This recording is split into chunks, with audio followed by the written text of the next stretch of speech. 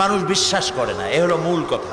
যতক্ষণ মাহফিলে থাকে কেমন লাগে?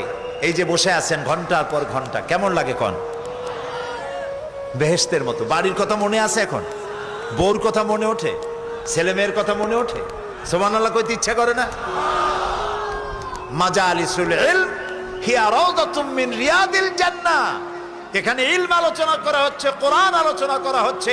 এটা তো রজব আলী প্যারেড ময়দান নয়, এটা জান্নাতের টুকরা হয়ে গিয়েছে। বেহেশতের বাগানে বসে আছে। বেহেশতে মানুষেরা দুনিয়ার কথা চিন্তা করবে না।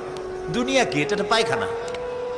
এখানে আসছিল ওই পায়খানা করার জন্য, এটা পায়খানা। আর মানুষেরা পায়খানা সাজাবার কাজে ব্যস্ত আছে, আসল ঘর ভুলে গেছে। আসল ঘর কোনটা? প্রিয় ভাই, সব মানুষ বোঝে না, ভুলে যায়। সিগারেটের প্রত্যেকটা প্যাকেটে লেখা থাকে ইহা স্বাস্থ্যের জন্য ক্ষতিকর, তারপরেও কি টানা টানে দেখছেন? বিশ্বাস করেন, গা সহ হয়ে গেছে।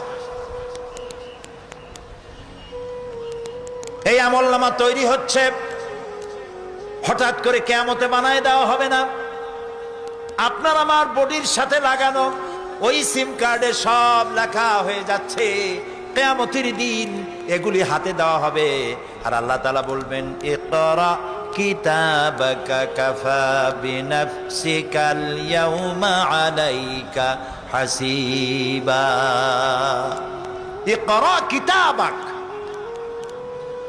তাকে বলা হবে এবার তুমি পড়ো। কাফা বিনাফসিকাল ইয়াউমা আলাইকা হাসিবা, তোমার এই কিতাব পড়ো, আর তোমার এই হিসাব গ্রহণ করার জন্য কিতাবটা ভালো করে পড়ো। তোমার নিজের হিসাব নেওয়ার জন্য তুমি নিজেই যথেষ্ট। তুমি দোজখে যাবা না বেহেশতে যাবা, তুমি নিজেই সিদ্ধান্ত নাও কোথায় যাবা।